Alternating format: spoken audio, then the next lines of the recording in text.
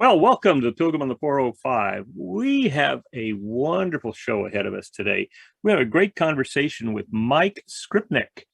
And now, Mike is not just the typical coach that you might find when you Google a coach on the internet. Mike is somebody who's going to challenge you not only to succeed, but to help others succeed too. So, Mike, welcome to the Pilgrim on the 405. Thank you so much, Will. Just amazing to be here. A glorious fall day. Yep. So tell us where you are seeing this fall day right now. I'm located in a small town called Squamish in British Columbia, Canada, and that's parked midway between Vancouver and Whistler. So one of the most beautiful cities and one of the biggest and most amazing summer and winter resorts on the planet. So very blessed to be in this location. Excellent. So tell us a little bit about Grow, Get, Give. Well, Grow, Get, Give was it kind of evolved out of my experience of creating my own niche business within the financial industry. And back in 2008, I think we can all recall, there was a little bit of a crisis going on. It's hard to recall when there's so many back-to-back crises. However, back then, the sky was falling. The financial world literally was on edge and the edge of disaster. I was driving home and in my brand new Audi, going to my brand new home, I was supposedly, on top of my game, worried. And I was listening to the radio as I saw snow falling in mid-September. And on the radio was me. And I was listening to myself recording, talking about on the news segment about Lehman Brothers going under. And, that moment, I just kind of really didn't like my life. I was wondering what I was doing day to day. Here I was in, the greed is good world. And yet my life on the weekend and evenings was about giving back and being part of it. So I decided that day to change everything and within a short period of time, commit $1 million a year to charity. And in the financial industry, that's a bit difficult because we're kind of conditioned to hoarding versus giving. And the path to realize that success had me to reinvent my business, reinvent why I was there, and put it all out there. And so Grow, Get, Give was really about how I did it, and grow your business by becoming a marketing and credibility expert. Get more freedom because you couldn't work 70 or 80 hours a week any longer and have a family and a good life. So I figured out how people, processes, and systems would save me and give me freedom. And then giving back, obviously, was about the return. And, then ultimately, I found that it was give up front and give up back. So it was like give, grow, get, give. It was people who wanted to make an impact, sought me out, and then I helped them fulfill that. And from then on, after 6 years, we had achieved the goal, 12 million to charity. And it was just an amazing experience. And my business was doing everything I wanted to. And I said, it was now time to show others. So I captured all of that and put it out there as part of my coaching, named my coaching program, and then ultimately named my last biggest book after that is Grow, Get, Give, Secrets to a Grow, Get, Give Life. Well, all right. So let me share with you what the EOS Life is, and let's talk about how that fits in, because I think there's some places here where there's some supportive some supportive ideas here. EOS Life is 5 things. You only do what you love doing. All right. Sounds to me like you're doing that. Oh, yeah. Go ahead. And you only do it with people that you love. Correct. You are making a significant impact, significant difference. You're being compensated appropriately, and you have plenty of time left over for your other passions. Yeah. Yeah, it's absolutely in, a lot of the principles that Dan, espoused were definitely critical and very consistent. So when you think about the grow part, it really is about finding your why and that thing that you do special and unique that others may not, and do as much of it as possible. And Yeah. so that, and then I built marketing and positioning, basically positioning and packaging around how to promote that. Yep. And that's what I picked up from Dan in Dan's coaching is this idea of unique ability. Correct. Because when you're working in your unique ability, you're loving what you do. There, you know, the whole phrase, you pay to do what you do. You know, the day that you felt that I would pay anything to do what I'm doing, that day should also equate to the day that you were paid the most, right? That commensurate compensation would connect with the day that you would have given it away, would be the day that you've probably the most. And that sensation, that feeling when it's happening is really, you know, really special. And for me, it was my unique ability really comes down to that ability to, you know, discover. And so this made me really effective in the financial service planning world, was the discovery. I could draw out with 3 questions everything I needed to know about a person's dreams, their goals, and their finances.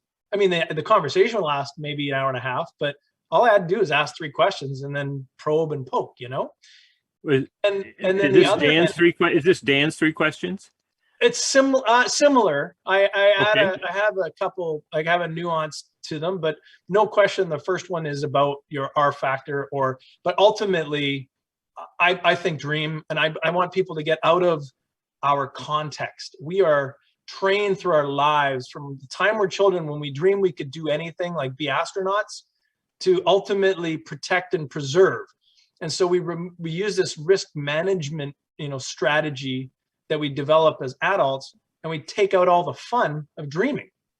And so when people were asked about their financial future, they think in terms of what they have today, where they live today, who they hang with, and what jobs they have. They never got out of it. And I said, you know, but I thought you loved Italian food. What about going to Italy and living, you know, training in a Tuscan school for a summer? Wouldn't that be great? And people went, I never thought of that, but I have this and I have that. And I go, well, why can't you make that happen? You're going around once here. Right. Let's build a plan to that. Well, yeah. I mean, like what we talk to people about in EOS is helping leaders get what they want. And we talk about it from their business. But when we talk about the EOS life, doing what you love really means opening up the possibilities. It means that. And one of the most, the thing that probably stuck with me the most about the early days of strategic coach training, and is consistent exactly with the EOS principle, is the performance-based, to behave like celebrity, right? And I view every time I'm working, like that face-to-face focus time, if you will, is my performance. It doesn't mean I'm putting on a show. It means I'm at my best. And consistent with, you know, the 4 agreements, and, you know, there's one of the agreements is do your best. And that's when I'm called upon to perform. And everything else is about preparation or rest. Well, let me ask you, what's the relationship in your mind? What do you think the relationship between performance and authenticity is? The connection, because there are some people who, now I think there's some latitude here. And the reason I do is because some people are naturally introverts. And so in order to be at their best, they need to rehearse and rehearse and rehearse and rehearse. And so sometimes if that rehearsal comes across as disingenuous, it's because they've lost the connection between who they are and why they're there doing what they do, right? Yeah, and their so authenticity, right? Right, so the rehearsal becomes rote. Yes. Whereas I'll rehearse from my core, from who I am and why, and then it will flow, and people will automatically understand that I'm not up here just spouting off things I don't believe and trying to convince. I truly do, at the core of what I'm doing, believe in what I'm up to. And, now sometimes it's about what your core is like, right? You're hoping that people are genuinely interested in your success, if that's what the room is all about. And sometimes they're not. So, but as long as you're at your core and you're performing, polish is not a reflection of whether you're, a snake oil salesman or an authentic person, I don't think authenticity means shoddiness or Well, lack of preparation. I think you're right, Will. If you're true to yourself, then the last thing you should want is to put your less than best self forward. Right. And I believe that sometimes that means pulling together a structure, memorizing some, but when you are on, you're not reading it. You're on. Totally. It's coming from your core. And it seems to me that you use the word convincing, and I want to challenge that if I can. Sure. I don't think our authentic task is to convince somebody. I think our authentic task is to be a beacon, to be like an airport, what we call it, airport lights, I mean, you're out there and you're sorting with people. Who wants this? I mean, here's me, here's my message. Who does this resonate with? I completely agree. So, I thought, that I guess that would be the how people would perceive the relationship of speaking or persuading. But I really think that once you're out there, you are presenting, who you are. And if you want to talk about being an authentic performance, then you're not right for everyone. Right.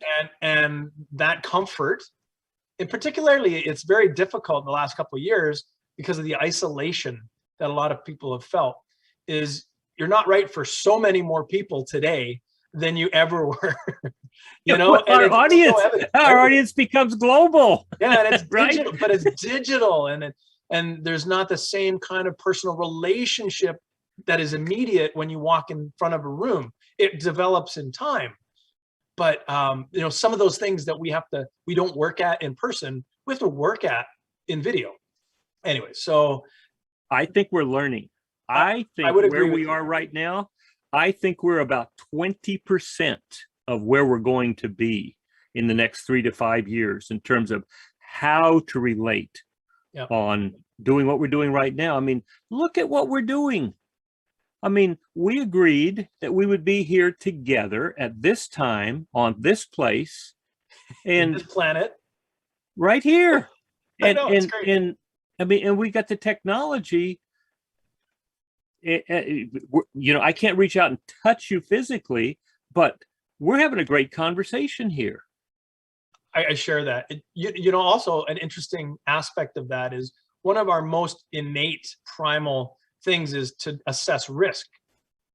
And if there were one benefit of video conferencing is as soon as we get used to the fact that there is almost zero risk threatening us, once we don't worry about that and we train ourselves not to, I think you're absolutely right that we can get up that curve so much quicker. I spent 22 years before I was in the coaching industry, in the financial industry. And a lot of that was spent without a lot of technology, or at least communication technology. Yeah. And so I lived on the phone. In fact, in the early years, I lived on 5 phones plus a bat phone, they had all kinds of, and the lines were always going and you're putting your neck out. But at the same time, I got so good at hearing what people were really saying through the phone, just the audio message. I knew what they were saying. I knew what they were doing. Like I could create the entire picture and understand if people weren't being truthful to themselves or with me. And that's probably where video will get to that as soon as we just are continued to be on it. Yeah. I mean, and to me, I probably have between 5 and 10 video conversations a day, at least. and maybe one or two on the phone. Yeah. And that's a big difference. Well, it is a big difference. I do help people in health and wealth, right? And so my wealth people, you won't argue that the last couple of years, if you were in finance, investing, and wealth business, you're doing really well. It probably had some of the best, but the aspect of reaching people has changed tremendously. And when they were so used to reaching people through the phone, Yeah. an interesting dynamic is that people don't answer their phones anymore. No, no. In fact, some people wonder why you don't want a Zoom call or a video call, which is so weird. Kids went from texting straight to video. We went from phones to video, and now we don't even want to answer our phones. But that model that worked for the last 5 decades has vanished, and wealth people are having trouble communicating the way they used to. Well, here's what I've learned. This is what I've learned. I finished my first book back in the fall. December comes, I've got it, it's on Amazon, and now I'm sitting around wondering, well, what do I do now? Because of that very reason. I can't walk out and go meet somebody, at a networking meeting. And so I'm writing what we call a clarity break, and I'm writing along, and I'm saying, what do I do? How do I meet new people? How do I have conversations with people? Mm-hmm. And then what I heard back, what bubbled up inside me was, well, Will, you only have 12,000 contacts on LinkedIn. Why aren't you talking to them? Oh, well, they just want to sell me something. Right. Oh, well, why aren't they talking to you? Oh, well, they probably think that I just want to sell them something. Well, is that true? Yeah.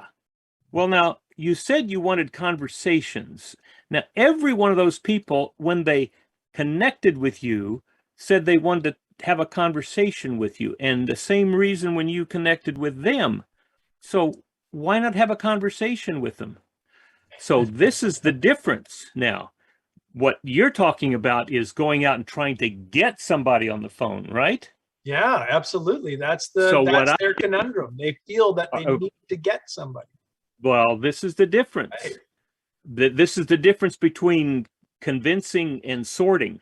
Right. What I did was I went back and looked at the last 90 days and said, I got the list of all the people who had connected with me, and then 20 or 30 a day, I would send out this message. Hi, Mike. This is Will. I've been really remiss on following up on LinkedIn. A conversation with you would be awesome. If you want to talk, you can send me some times, or you can pick out a time on Calendly. You can find my calendar on Calendly and pick out one that works with you. I look forward to a great conversation. Yeah. I sent out 20 of those. 2 days later, I had 5 people in my calendar sitting there ready to talk. Yeah, I love that because I love the premise and the preamble on that, which was both sides are just looking for a conversation.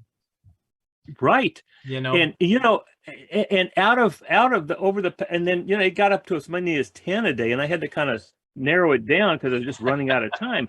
But out of all of the conversations I've had since January, I've had not more than 2 tried to sell me their stuff. The rest of it has been these wonderful conversations, some of them more interesting than others, but great conversations. And so it wasn't trying to use a technique to get somebody to answer the phone. It was really creating an opening for the ones who resonated, wanted to have a great conversation, to talk. And my goodness, there's plenty of people out there who want to. Well, I think that's the essence of the shift, right? And it's the essence of what people really want. And, having it thrust upon us, the byproduct of that is that we all just want some kind of meaningful conversation, a sense of connection, and a community that we can hang with. And that's definitely in my business the area that I found the most comfort and satisfaction, as well as success. And that is bringing together smaller communities, a smaller conversation with an important connection. And definitely that thins the options. It definitely sorts, because not everybody's into it. No. But those who are, I mean, I've held a breakfast weekly, which is just a free drop-in breakfast, open, intellectual, interesting, fun conversation once a week, every Wednesday. And, you know, it's sorted itself. And is this online? Is this online or face-to-face? I do a Zoom online, and I've been doing it for 14 months now. And it's the one thing that has been, I almost haven't missed, other than I took a purposeful hiatus from it for a couple weeks. But yeah, like clockwork, I've been on with myself for breakfast, and because it's just open and no cost. And so I've been on by myself, or I've been on with 12 or 13 people, but I've always wanted to keep it limited. How do people discover it? On my LinkedIn profile, on my events, I always have it. And once you've come to one, just put it in your calendar, because it just is always the exact same time, exact same link, Zoom link. Yeah. Wow. And nice. And it's just kind of open. I mean, the whole world could show up. I don't know who's going to, you know, sometimes I don't know who's going to drop in. And I think that's kind of the excitement of it. Always there's a core that show up, and, you know, we've done some amazing things. And, you know, on occasion it gets to that one day someone might have a crisis, and we're there. But generally it's more about business topics and ideas and getting through the week. Nobody's going to be there other than the people who want to be there. You're correct. Well, see, and I think that's where we're going in terms of globalization, in terms of communication. I mean, literally, we can talk to anybody in the world right now. Right. I mean, it's, you know, 3 to 5 years, everybody's going to have a cell phone connected to the internet. And if we have we have access to them, and we can invite them. Who's going to show up are the people who want to show up. I don't think there's one person who's been in rooms, if you will, on Zoom or other, that at one point wasn't amazed by how close proximity they were to someone they would maybe think in an, like, idolized, or someone in a celebrity, or someone in, like, I can't believe I was just on a call with that person. And it feels much more intimate than sitting in a room with 1,000 people listening to them on stage. Well, you know, because you visually are right beside them. Yeah. But somehow you have an access to them that you never would have gotten in another format. Now, I don't like multiple, you know, I always hold my events or anything I do online to, if it takes more than one screen, I do another event. I add something, because I just like one set of panels. And if, you know, it's just my thing. Yeah, that's 30, right? It's plenty. Yeah. That's a good sized room. That's right. It's all about the edutainment anyways. And well, and I think also that everybody is the same size. Right? Figuratively and literally. Well, I mean, you know, we're all in the same box.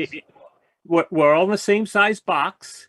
It's not like, oh, here's the top one, here's the big one, and we're all down here. We're all in the same box. And I think that allows us to mentally see ourselves as capable of having a conversation with anybody on that screen. Oh yeah, you know, I have been fortunate to be on some calls with some, what people might say, powerful or ultra uber celebrity type people. And it feels, you do not feel that difference that you would normally feel. There's no entourage. There's no, and charisma is kind of more available on video, but it's not the same, right? You know, that magnetic personality, it's not so magnetic always through the video. And so there's sometimes intimidation or overwhelm with that. It drops away. And so it's kind of an interesting You know, one of those good bonuses that I think everybody, but then a lot of them are getting shrewd and they're just like, I can't show up at all these, you know, rooms and just be the guy who is, hey, I'm just showing my face. I have yet to have somebody come on with some big music going on behind them, and a big applause and everybody, let's Yeah. stand up and shout and scream. I've not yet seen that happen in a Zoom meeting. No, and you're absolutely right. And so some of it is challenging. And on the challenging side, getting a room to feedback in a way that is sometimes needed can be very challenging. Yeah. In a room where people, I don't know, they choose to throw off their video, all of a sudden, you know, they're not engaged. And so there's lots of that we work through. But we're learning how to do. We're learning how. Yeah. Yeah. Yeah. And so it's great innovation, really.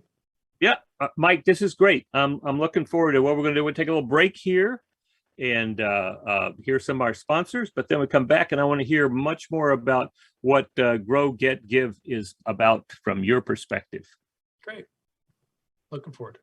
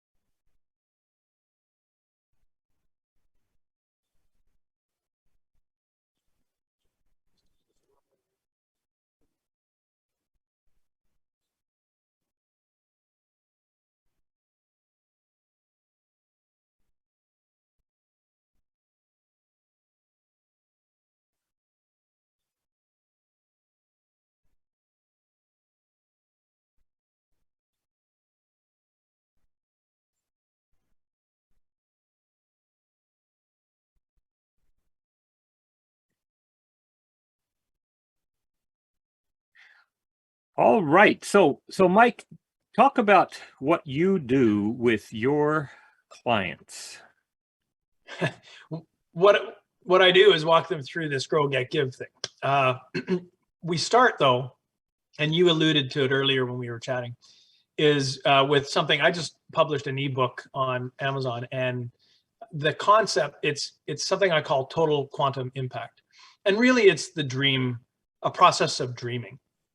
And you can't, I found that in the last couple of years, people in the pandemic and COVID were in a fog. And I liken it a little bit to if you're a golfer and you're about to tee off, but it's a dreary, foggy day. There's a little wind, a little bit of rain. There's no way you can see, you know, the green from there. You can't see the flag. You can barely see 100 yards in front of you. You played the course, but suddenly you feel very unfamiliar. And you're just about to swing and you step back because you just don't understand the path to get to where you want to be. And you used to be able to see it extraordinarily clearly. And today, because of all the elements of uncertainty, you're just not able to. And what I developed was this idea behind taking that dream and seeing it with clarity, understanding you can see the green, you can see the hole, you can see the flag with perfect clarity, which allows you to have focus on moving forward and building a plan. Because as we know, once we get the biggest dreams out of our heads and we go, well, how are we going to do that? How are we going to get humans to live on Mars? Well, you got to build this and that, and then you got to do all this, build a rocket, and all of the things needed suddenly fall into place. And then each one becomes a goal of its own. And then suddenly you've got this roadmap, right, with clarity. So you can easily get to the next marker and the next marker and the next marker. So what I do is bring people through a process that I call total quantum impact, which is about getting those dreams and then measuring them, quantifying what it's going to take to get you there. Maybe we never reach the biggest part of the dream, but along the way, we're going to achieve some major stuff. So that lays the groundwork for where we want to go, both personally and professionally. And I always add philanthropically. It kind of comes out in the wash. And so because people ultimately who think bigger than themselves, right? And then Grow, Get, Give is just a simple process, and we apply it like a three-legged stool. It's about stability, not so much about balance, but about stability. Where do you need the most stability or most leveling in your business or biggest lift in your business? So maybe it's grow. Maybe you need to figure out, how do I position my why with my message in a way that packages, positions it, and promotes it in the right way? Or maybe it's get. Maybe my messaging's great, but I'm working so much, I don't see my family, I don't have a life. So it's get. How do I captivate people? Like, how do I work with people, processes, and systems to set me free? And I always say people give you, give you freedom. Processes give you leverage, and systems give you scale, right? And so we work through things to help maybe on what you might call practice management or business management skills. And then lastly, it's the give. Things really well, but we just haven't connected with why we're here on this planet or why we think we're here. And giving back to oneself through personal development and their family, as well as giving to your community through professional development, and ultimately giving to the universe through philanthropic development. So it may be one of three. Some you might need to push, some you might need to pull, but it's all three matter, and we work on all three, and we do one of each at a time. And I try, one of the questions you ask in your little preamble before we get on the call is, what are your strategies to get through, sometimes? And I try to give people a very simple approach if they're really trying to figure out how to feel good about their day. And that is, do one of a grow activity, one of a get activity, and one of a give activity. And if you are capable of achieving that every single day of the year, your life would be so much richer, and the place you are after a year relative to where you are today will be so much further ahead. And so just one thing, how do you position yourself one time better? Or, what is that? How do you get more freedom in one little way today better than you were yesterday? And, how do you give to yourself, to your family, your community, or the world at large in one way? And what did you do today to do that? And if you just do those, check that list every day, you can go to bed content that you did something good.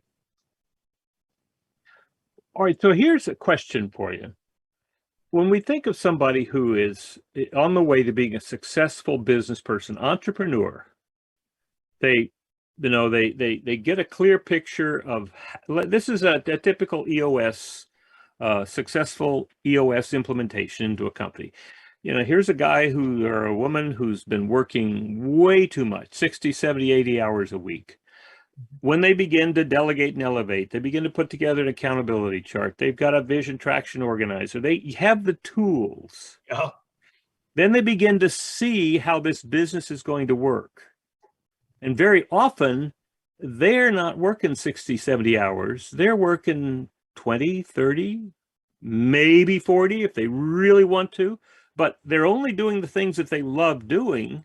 And they have people around them who love doing the things that they got delegated to. Right. Now, what I'm looking for is, how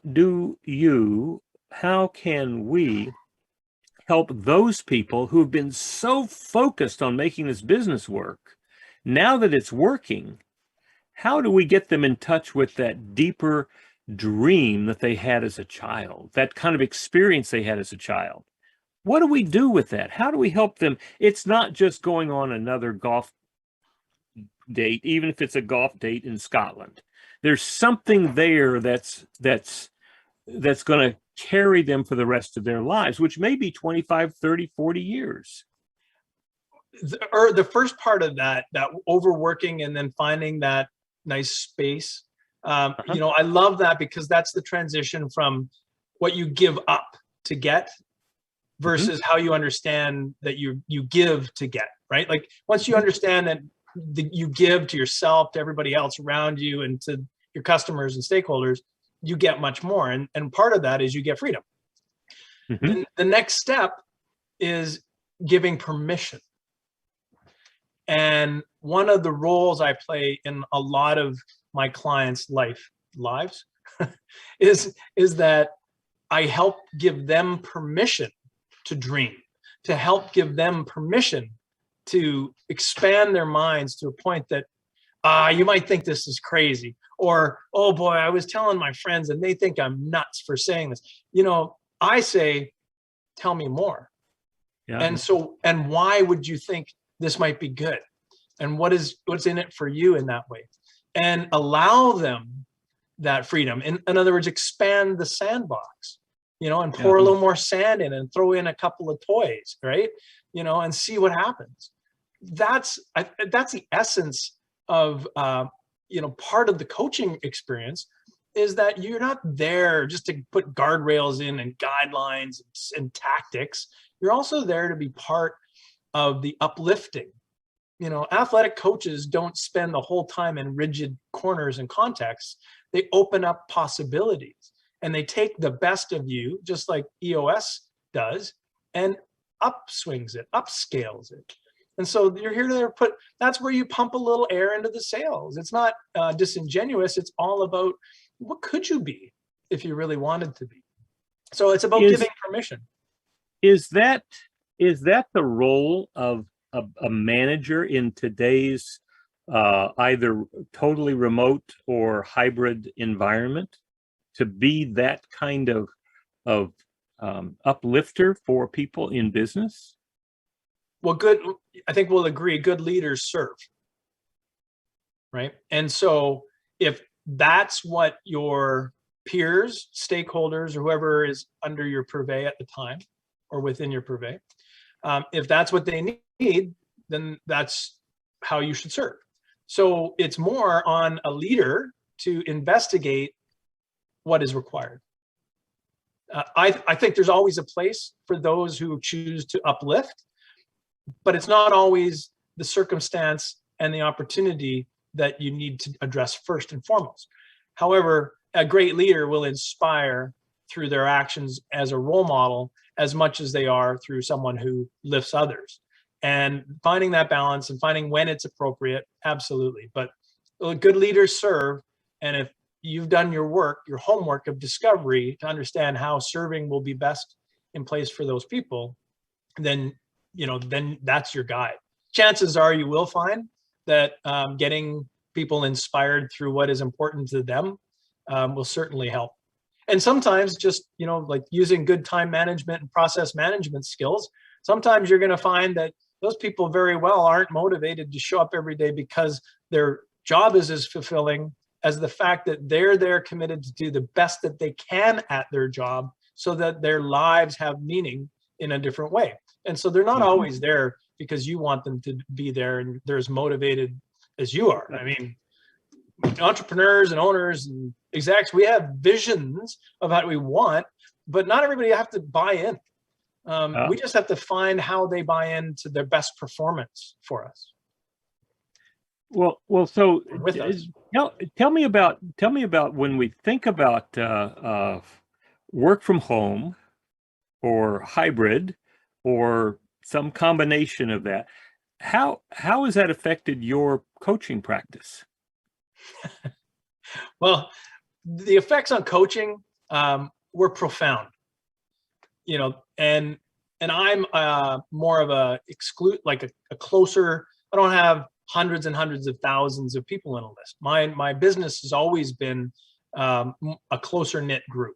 Closer knit groups, a little bit of a premium on how I get compensated, and a very specific type of person.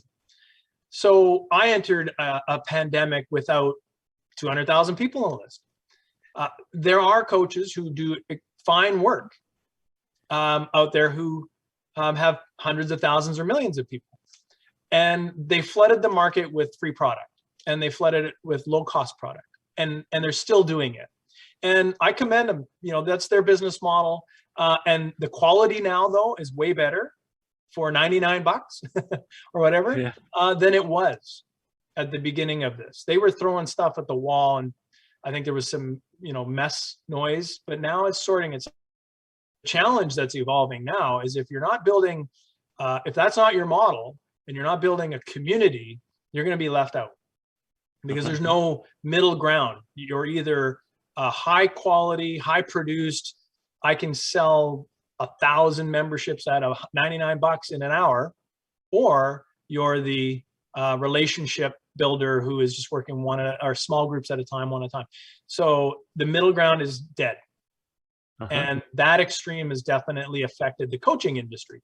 The delivery of coaching, I greatly miss the personal aspect of being in a room with people and seeing the marvels of how a mastermind session will go, or how a good workshop goes, physically, because the energy is just unstoppable. However, that's an opportunity in the marketplace now with people from all over. And then the ideas that come into the room when you have people from the UK and, Texas and California and, Squamish, BC, it's amazing what can happen because the ideas just flow freely. And there's a lot of, I never thought of that way, that happens so much. So there's which magic sometimes is just their context that they're bringing, right? They're saying, this is the way we think about it here. Their context.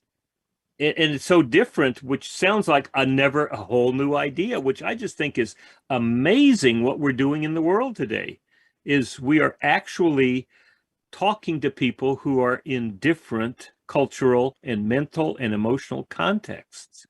You're absolutely right. And geographically, a lot of people that I'm now engaging in small groups wouldn't be in my room because they wouldn't have traveled there. The logistics just wouldn't have worked out to make sense for a day or two with me. And now they're in the room. And so it's interesting when you've got a touring rock star and a person who owns and runs a private jet completion company and a fitness professional, and you have another coach or two. And like when you have those people in the room and you go, what did you learn? It's like me in my business in the finance world. What did I learn from my dentist? I learned a lot on how to run my business from my dentist about time management and controlling my hours, right? And controlling access. I learned a lot from a person who ran a big, gigantic leasing company, how to deal with HR in my financial service business. So what I can learn from all those different things is you constantly get that barrage of, wow, I'm really learning. And it's not polar. Like the people on the, the private jet side are learning just as much from the person in the wellness concierge as the drummer is learning from, it's just amazing. Yeah, that's what I just find that just astounding what we're doing. I mean, yes, we are recovering from Zoom fatigue. Yes, we have learned all of those things. At the same time, we're going to find so much value in this new world that apparently was coming along under the radar, and the pandemic just accelerated it. But I think we're just going to have. And I think it's going to be so exciting. The next 3 to 5 years going to be so exciting. I agree. We just got through talking to part of the new industrial class in America, and he's talking about hundreds of thousands of jobs that he is actually creating, and it's going to put people to work in ways that they're going to be very fulfilled from it, and that's going to happen. Yeah, what I fashion it to is this: there's a democratization of information and mentorship that used to be only available to the few. Yes. And the key is we're still in this transition from the commoditization of it. So it became a commodity real fast in the pandemic. That's getting weeded out so that we have the positive, which is the democratization, the access. Commoditization just brings it to a lower common denominator, but you can access high quality relationships that will work for you now in a vast medium, and that's an excellent thing. Yeah. When you think of commodification, I think of what happened to the Native Americans My wife introduced that to me because she's a Native American, and there was a time in the 1880s, 90s, and it's still going on today, when the excess food was called commodities that were given to the Native Americans, and they call them commods, but it was always low quality stuff. Right. Right? Here's the commods, but it had an impact on their health. But the same thing is true for us too. When it's just a commodity, it has an effect on our mental, emotional, and physical state of being. There's a big difference between the real thing and a low-cost commodity. And full disclosure, I've dealt with living in a world of commoditization around me, feeling occasionally throughout the last couple of years, how do I connect the democratization of it, the access, without falling into the commodity realm? And being the individual creating that niche is difficult occasionally, probably more so mentally than it is really in actuality. But to stand out, differentiate as a unique offering that is helpful and premium, there's still a lot of noise. And occasionally, from time to time, that sometimes you don't feel like you can elevate the same way as being put on a stage, or being putting in the front of the workshop to run it all. That physical positioning leads to that authority positioning. And finding that magic online to the digital masses continues to be a conundrum. And I don't think anyone can say they've perfected it yet. No, I don't think we've perfected it. What I'm discovering is that when I make contributions, there are times when people come back and say, that was golden. That was a nugget. That is part of, for me, that's part of positioning, not because I chose to position, but because I chose to be authentic and to contribute the best that I have. Right. Then that has an effect on what we used to call positioning, and it has something to do with presence. There's something there that I'm just learning about now. Well, you have a calm demeanor. You have your thing. You have this thoughtful, likable approach to things, and I know I'm a little more energetic. I come across a little bit more enthusiastic. I still feel 20 years old, and and yet there are ways that people gravitate. And one thing is, I'm an extraordinarily aggressive hand talker. And the good thing about video is most times people don't notice how it's like a duck, my feet are going a mile a minute. Well, Mike, this has just been wonderful. This has just been absolutely wonderful. I've got your Total Quantum book downloaded. I'm going to read it, and awesome. I'm going to enjoy it, and I commend it to everyone else. It's the price is right? Yeah, it's not. It was an ebook, so this was part of it. How do you build a mechanism by which to introduce people to something I think is extremely valuable, and that is dreaming and quantifying that dream. And so I built this book, created video series. It's just the videos are just the book. It's just the script, and then packaged up all the different bits and pieces. And that's the marketing. So it was the entire package. And, this one is quite important to me because I do think that we're just too far away from dreaming about big things. And yet look at the most inspiring things that are happening, with the biggest dreamers, who are alive and well in our presence. And we should be listening. Absolutely. To that. Absolutely. We're going to have a tremendously exciting next 3 to 5 years. I am so excited about it. And so glad that we could spend this time together. And I look forward to the next conversation that we have. Well, thank you so much. It's been a pleasure. I certainly enjoy the time I spend with you. So tell people how they can get in touch with you or where they should go. I suggest the two best places are simply my growgetgive.com website. You can just Google me, my name, if you can figure out how to spell it, and LinkedIn. Those two spots are where you're going to connect with me the best, learn a little bit more, and find out what I'm up to. Excellent. Well, thanks, Mike. This is just another example of how businesses and people in business thrive even in California.